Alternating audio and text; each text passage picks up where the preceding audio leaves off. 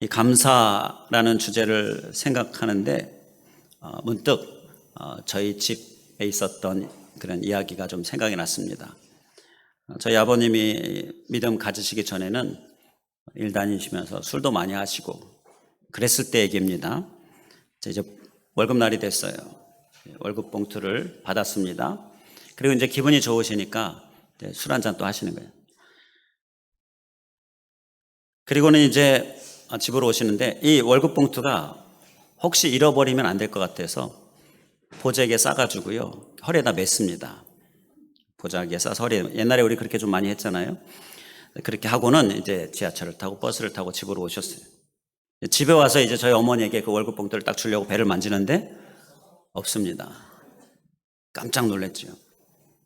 그 순간 오다가 흘렸나 보다 생각이 들어가지고 이제 그걸 막 찾으려고 찾아서 나서는 아버님, 그때 아버님이 하시는 말씀, 하나님께 기도했다라고요. 내 아내가 믿는 하나님 꼭 찾게 해주세요. 이거 없으면 한 달이 정말 힘들어지는데, 그렇게 기도하면서 이제 집을 나가는데 어머니가 그 나가시는 아버지 뒷모습을 보는데 뒤가 좀 두툼한 거예요.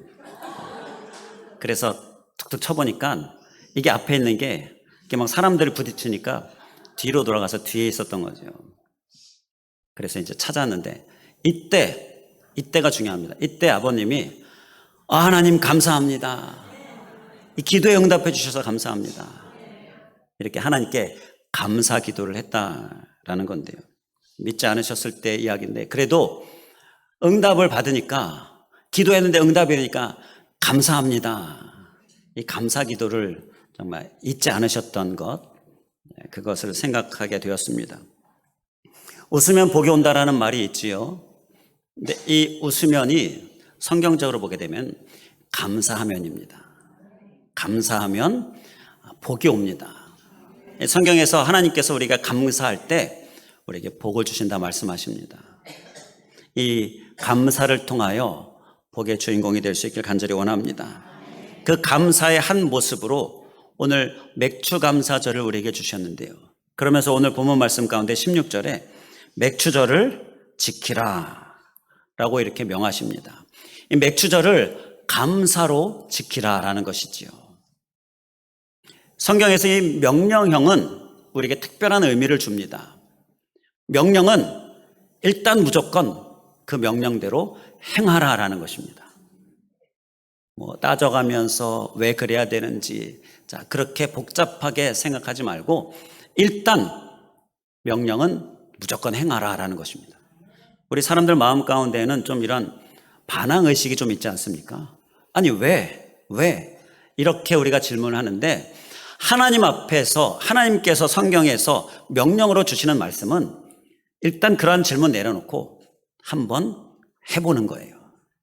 왜냐하면 하나님의 명령에는 강압적으로 억지로 하게 해서 뭔가를 얻어내려고 하는 이러한 세상적인 그런 사람들의 모습과는 완전히 다른데, 하나님의 명령에는 그 명령을 행할 때 복을 주시고자 우리에게 명령으로 말씀하시는 거예요.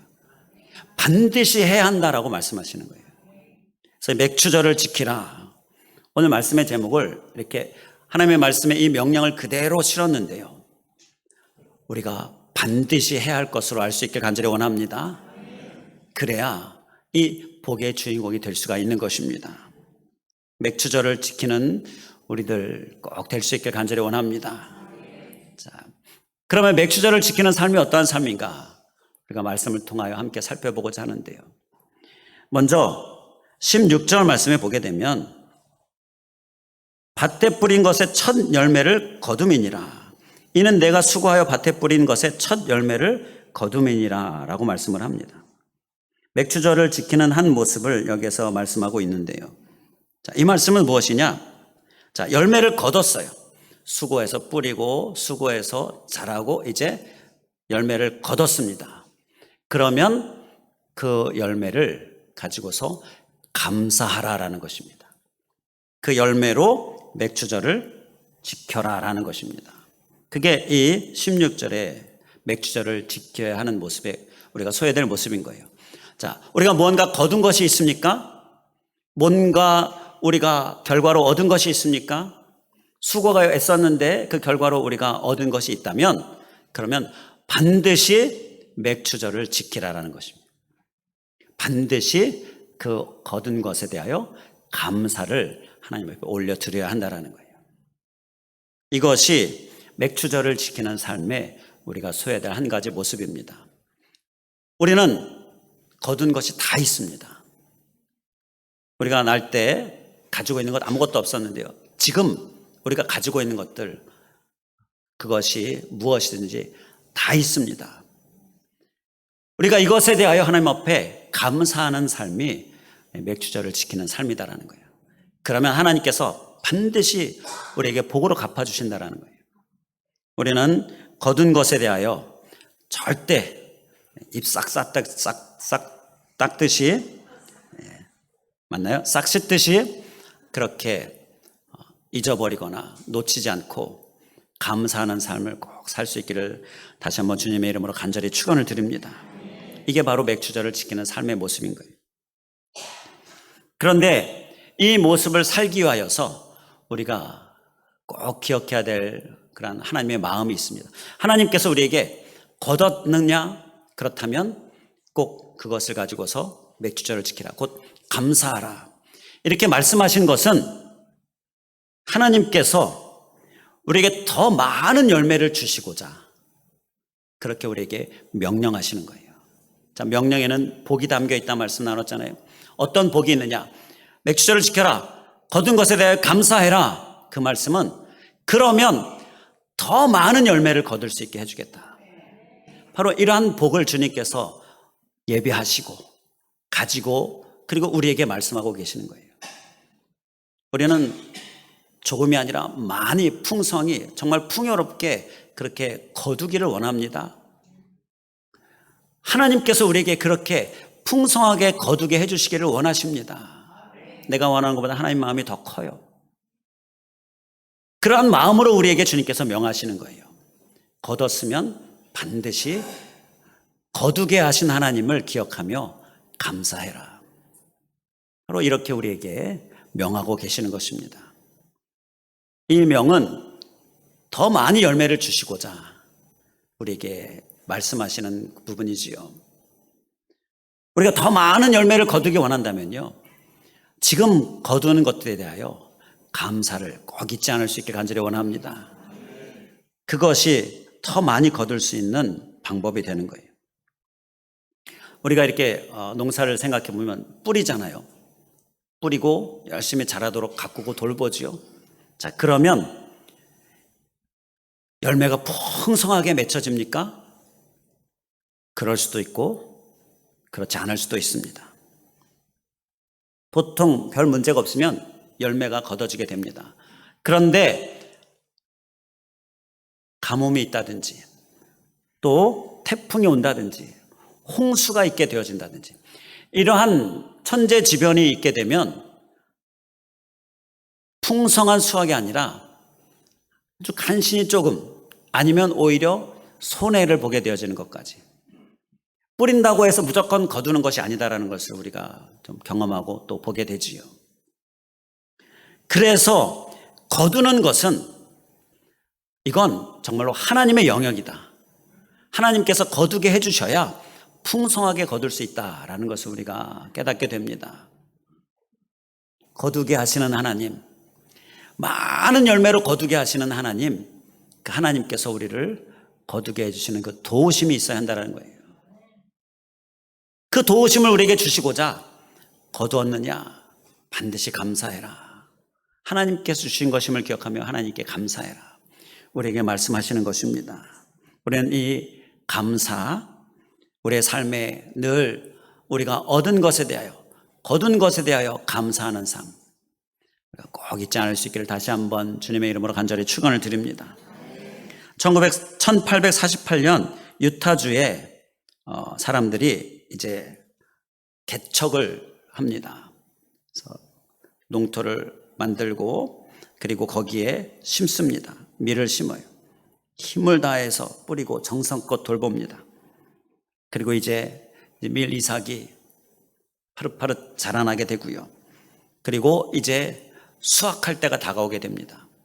이 농부들이 기대에 부풀어서 이제 풍성한 수확을 기대하면서 이제 손꼽아 그날을 기다리고 있습니다. 그런데 갑자기 메뚜기 떼가 급습을 합니다. 이 지역에, 이 유타주 지역에 메뚜기 떼가, 수백만 마리의 메뚜기 떼가 습격을 한 거예요. 어떻게 되겠습니까? 그 곡식들을 막 갉아먹기 시작하는 거예요. 큰일 났습니다. 손을 쓸 수가 없어요. 뭐 수십 마리도 아니고 수백 마리도 아니고 수백만 마리 감당할 수가 없습니다. 그 기대했던 그 마음들이 다 실망으로 변화되는데, 이때 이 개척한 사람들이, 청교도 기독교인들, 하나님 앞에 부르짖어 기도하는 거예요. 하나님 도와주시옵소서. 거두게 하시는 하나님, 하나님 도와주시옵소서. 간절히 막 울부짖어 기도하는데, 그 기도가 끝날 때쯤 새떼가 갑자기 막 몰려오기 시작하는 거예요. 메뚜기를 잡아먹기 시작하는 겁니다. 그러면서 순식간에 메뚜기가 사라져 버렸어요. 놀라운 기적이 일어난 거지요. 그래가지고 풍성한 수확을 거둘 수가 있게 된 거예요. 이때 수확은 정말 하나님께서 도와주셔야 되는구나, 하나님의 영역이구나 깨닫고 감사하면서 이 하나님의 도우심을 기억하면서 이 유타주의 어떤 상징 동물로 이 새를 상징 동물로 삼아요. 갈매기였다라고 하는데요. 자, 그리고 또 기념탑도 세웁니다. 보면서 열매는, 결실은 하나님의 영역이다, 이것을 기억하면서 늘 하나님께 기도하며 하나님께 나아가는 그러한 모습이 되었는데, 우리가 더 많은 열매를 맺게 해주시고자 우리에게 다가오시는 하나님, 그 하나님을 바라보면서 결실하고 또 거두는 것, 우리가 얻게 되어진 것들에 대해서는 반드시 감사를 잊지 않을 수 있기를 간절히 원합니다. 그리고 또 맥주절을 지키는 모습이 어떤 모습입니까? 오늘 말씀 가운데 19절에 가면 맥주절에 대하여서 행해야 될 모습을 또 반복해서 말씀을 하십니다. 내 토지에서 처음 거둔 열매에 가장 좋은 것을 가져다가 드려라 라고 말씀을 합니다. 가장 좋은 것을 하나님 앞에 드리는 것이, 그것이 맥주절을 지키는 모습이다라는 것입니다. 첫 열매, 처음 거둔 열매, 그래서 맥주절을 초실절이다라고도 하는데요. 자, 그때 가장 좋은 것, 그것은 하나님께 드리는, 이것이 바로 맥주절의 모습이에요. 이렇게 가장 귀한 것, 가장 좋은 것을 드리는 삶을 사는 것이 맥주절을 지키는 모습입니다. 이 모습 또한, 이 명령 또한 우리가 꼭 반드시 행할 수 있게 간절히 원합니다. 이 명령을 행하고자 할 때 우리가 잘 행하려면 또 기억해야 될 하나님의 마음을 우리가 생각해야죠. 하나님께서 우리에게 가장 좋은 것을 드려라 이렇게 말씀하시는 것은요, 그러한 모습을 받으시고 내게 가장 좋은 것, 가장 귀한 것을 주시기 위함인 것입니다. 내게 정말 가장 좋은 것, 가장 귀한 것을 예배하시고 우리에게 주시고자 다가오시는데, 그걸 주기 위하여서 우리에게 우리의 마음, 하나님을 향한 가장 귀한 것을 드리는 마음을 보기 원하시는 거예요. 그리고 하나님 앞에 가장 귀한 것, 내게 가장 소중한 것, 내게 가장 좋은 것을 드리는 모습을 보시고 우리에게 갚아주시는데, 정말 풍성하게 가장 좋은 것, 가장 귀한 것으로 갚아주신다는 거예요. 이러한 은혜를 주시는 하나님을 바라보면서 우리는 내게 가장 좋은 것을 드리는 이런 맥주절을 지키는 삶의 모습 또한 꼭 소유할 수 있길 간절히 원합니다. 그러면 하나님께서 내게 가장 좋은 것으로 반드시 부어주실 줄 믿습니다. 이러한 믿음의 삶을 우리가 살아야 하는데, 우리에게 잘 살지 못하게 하는 그러한 방해가 있습니다. 그건 무엇이냐 하면요, 내가 가지고 있는 것을 보는 거예요. 내가 가지고 있는 것을 보면 그게 가장 좋은 것입니까? 가장 귀한 것입니까? 정말 하나님 나에게 가장 귀한 것, 가장 좋은 것을 주신다고 하는데 내가 가지고 있는 것을 보면 별로 좋아 보이지 않습니다. 이렇게 비교해서 보면 내게 있는 것은 별로 좋지 않아요. 오히려 초라하고 부족하고. 자, 그렇게 보여지는 거지요. 이게 가장 좋은 것을 드리는데 방해가 된다는 것입니다. 어떻게 방해가 되느냐? 내게 가장 좋은 것, 가장 귀한 것을 하나님께서 주셨으면 내가 가장 좋은 것, 가장 귀한 것을 드리면 하나님께서 이렇게 주시는구나 알고서 가장 좋은 것, 가장 귀한 것을 하나님 앞에 드리게 되는데 내게 있는 것이 부족하고 내게 있는 것이 좀 내 마음에 불만스러우면 하나님 앞에 드리는 삶에 방해를 받는다는 거예요. 이건 어떤 욕심의 방해 때문입니다. 내 마음의 욕심으로 인하여 만족을 느끼지 못하기 때문에 항상 불만스럽게 내게 있는 것을 보게 되는데요. 그리고 또 한 가지는 우리가 물리쳐야 될 이 욕심, 그것과 함께 또 한 가지는 내가 하나님 앞에 가장 좋은 것, 가장 귀한 것은 드리지 않으면서 내게 왜 가장 좋은 것, 가장 귀한 것은 주시지 않는가? 이렇게 생각하는 그러한 성경적이지 못한 모습이 또 한 가지 방해다라는 것입니다. 가만히 생각해 보면요, 지금까지 내게 정말 가장 좋은 것, 가장 귀한 것, 그것을 하나님 앞에 온전히 드린 적이 있는가? 이렇게 되짚어 보면 사실 없다라는 이러한 결론을 우리가 많은 경우에 그 결론을 생각하게 되는데,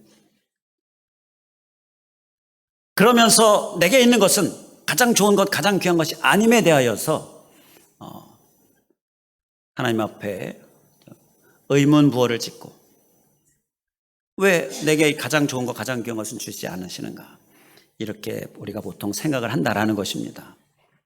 그래서 요점은 그것입니다. 가장 귀한 것, 가장 풍성하고 가장 좋은 것을 내가 받기를 원한다면 믿음으로 하나님께서 우리에게 감동을 주실 때 내게 가장 좋은 것, 가장 귀한 것을 드리는 모습, 이러한 믿음의 행동을 우리가 행해 보자라는 것입니다. 그리고 나서 내게 가장 좋은 것, 가장 귀한 것을 하나님께 주시나 안 주시나, 이것을 우리가 봐야 한다라는 거지요.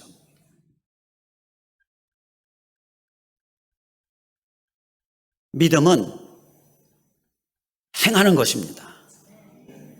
하나님 앞에 하나님의 말씀을 믿고 행하는 거예요. 가장 좋은 것, 가장 귀한 것을 내게 주시는 하나님을 내가 믿고 내게 가장 좋은 것, 가장 귀한 것을 드리는 이러한 믿음의 행동, 이것이 바로 믿음이지요. 그러한 행동을 우리가 꼭 다짐하는 모습이 오늘 우리의 모습이 될 수 있길 간절히 원합니다. 하나님 앞에 드림이 없고 또 받지 못하고, 가장 귀한 것 드림이 없고 가장 귀한 것 받지 못하고, 이러한 악순환을 우리가 끊어버리려면 우리가 우리의 드림에서부터 내게 가장 귀한 것, 그것을 드리는 이러한 믿음의 행동을 꼭 행해야 한다라는 것입니다.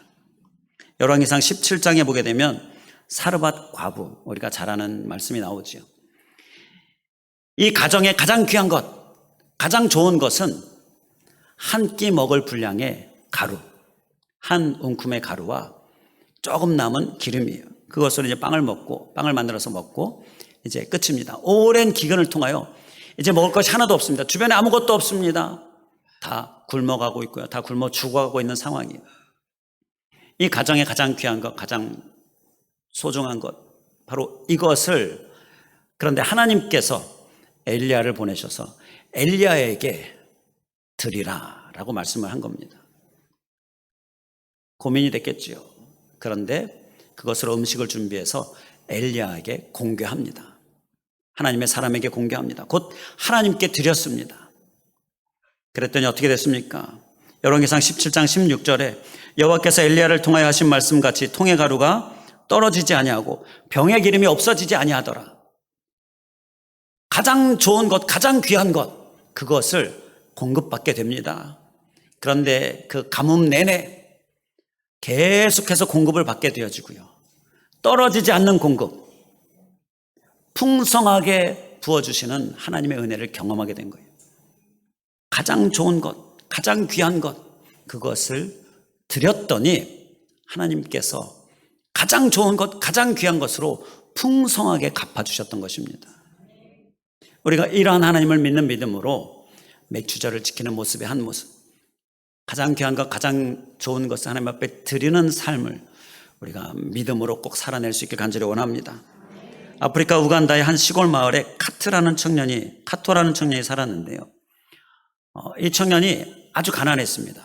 그런데 열심히 일했어요. 돈을 열심히 모아서 암염소 한 마리를 결국 삽니다. 한 10년 동안 열심히 모아서 암염소를 사요.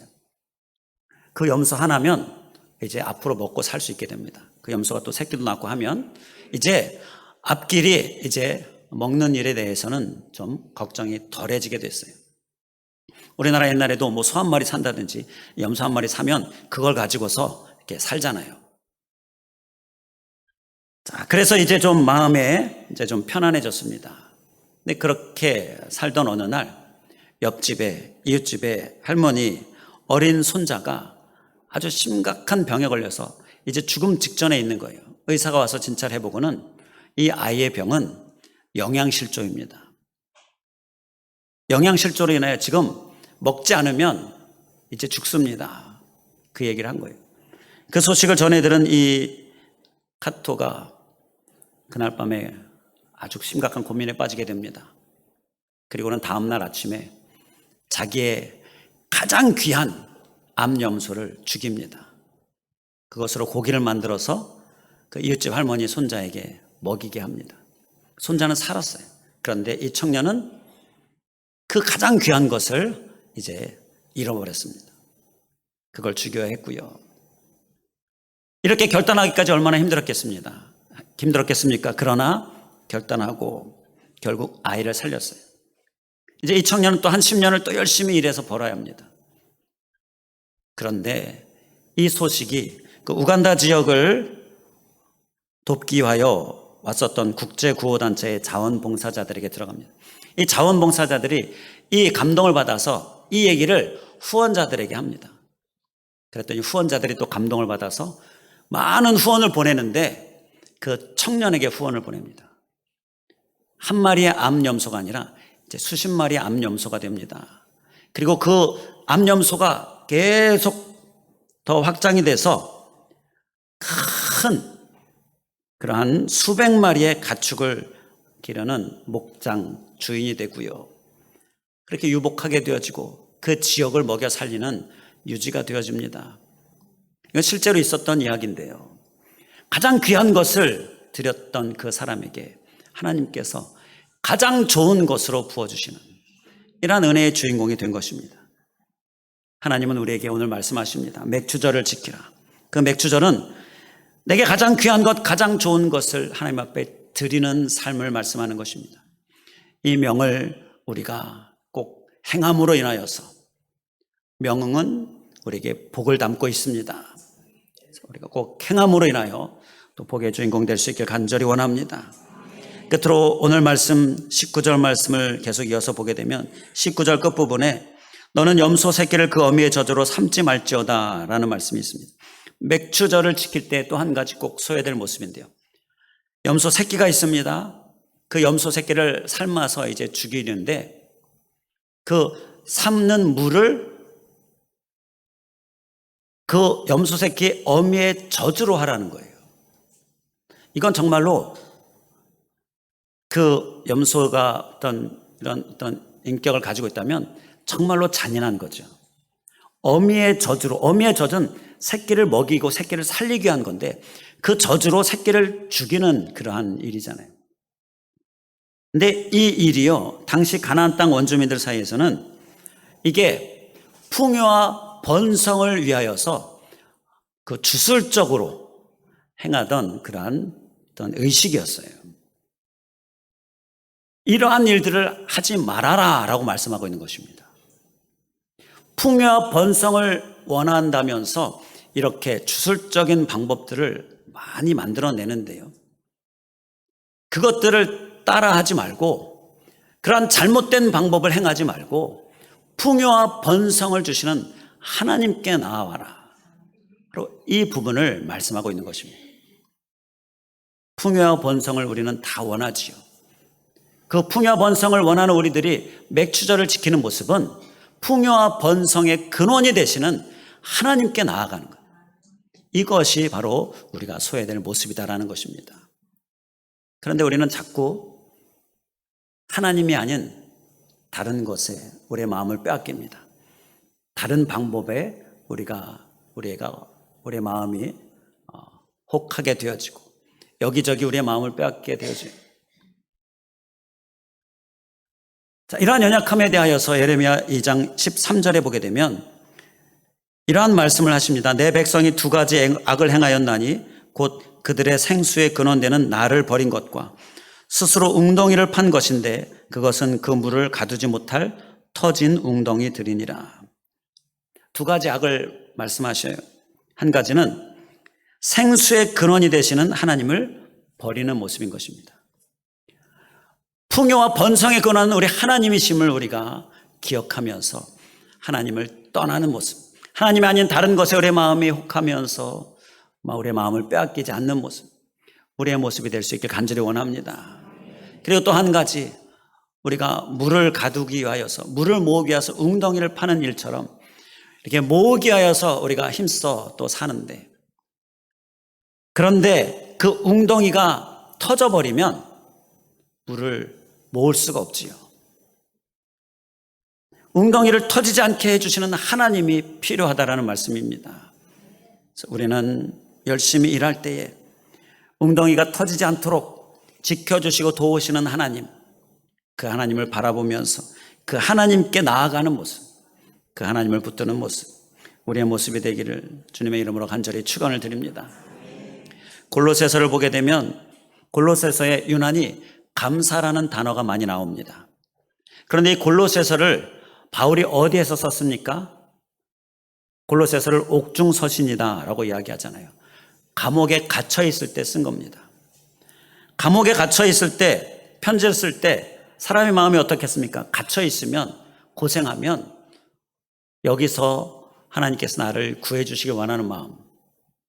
그래서 그 편지의 내용이 보통은 어떤 고난에 대하여서, 믿음에 대하여서, 하나님의 도우심에 대하여서, 이러한 하나님의 구원에 대하여서 이러한 내용들로 쓸 법한데, 그런데 골로새서를 보게 되면 바울은 감사를 계속 반복해서 씁니다. 이것은 우리에게 무엇을 깨닫게 합니까? 감옥에 갇히는 상황 같은 이러한 어려움에 우리가 그 어려움을 이기고 그 어려움 가운데서 하나님께서 역사를 경험하는, 그런 역사를 경험하려면 우리가 감사하는 삶이 필요하다는 이것을 우리에게 깨닫게 합니다. 어려울 때 붙들어야 할 것은요, 바로 하나님이다라는 거예요. 답답할 때, 응답이 더딜 때 더욱 붙들어야 될 것은요, 하나님께 감사하는 거예요. 믿음으로 감사하는 모습이다라는 거예요. 우리는 어려움이라든지 또 답답할 때라든지 응답이 더딜 때 우리는 어떤 유혹에 빠지기 쉽습니까? 찾아 나서지요. 하나님이 아닌 다른 것을 막 찾아 나서면서 그걸 붙들게 되어지는 이러한 유혹, 이러한 어려움, 이러한 실패, 우리의 모습이 되는 경우가 많은데요. 어려울 때, 힘들 때 우리는 하나님을 붙드는 것이 바로 풍요와 번성을 받아 누리게 되어지는 그 방법이라는 걸 꼭 기억하면서 하나님을 붙드는 모습으로 굳게 서기를 주님의 이름으로 간절히 축원을 드립니다. 기도하겠습니다. 할렐루야. 감사하신 하나님, 오늘 맥주절을 지키라는 이 명령의 말씀, 그 명령에는 세상의 다른 명령과는 다르게 바로 풍성한 복이 담겨 있는데, 하나님, 그래서 우리에게 일단 행하라라고 말씀하시는데, 하나님, 이 풍성한 복을 우리가 감사하며 또 바라며 하나님의 명인 이 맥주절을 지키는 삶 꼭 살아내는 우리들 되게 하여 주시옵소서. 반드시 사는 우리들 되게 하여 주시옵소서. 그 삶의 구체적인 모습으로 얻었다면 반드시 감사하라는 이 말씀, 이렇게 맥주를 지키는 삶을 살라라는 말씀 우리가 살아내게 하여 주시옵소서.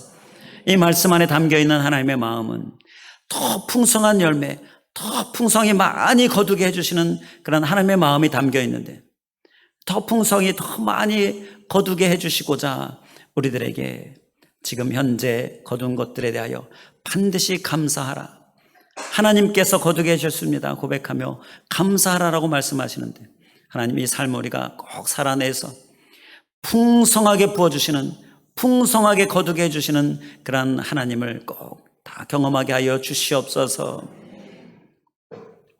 우리들 가운데에 또한 하나님께서 가장 귀한 것, 가장 좋은 것을 드리라, 이렇게 맥주절을 지키라도 말씀하시는데, 이 또한 내게 가장 귀한 것, 가장 좋은 것을 풍성하게 주시고자 우리에게 말씀하시는 하나님의 마음을 기억하면서 풍성하게 가장 귀한 것, 가장 좋은 것을 주시는 하나님을 믿는 믿음으로 우리가 믿음의 담대한 행동, 내게 가장 귀한 것, 가장 중요한 것을 하나님 앞에 드리는 모습, 우리의 모습 되게 하여 주시옵소서.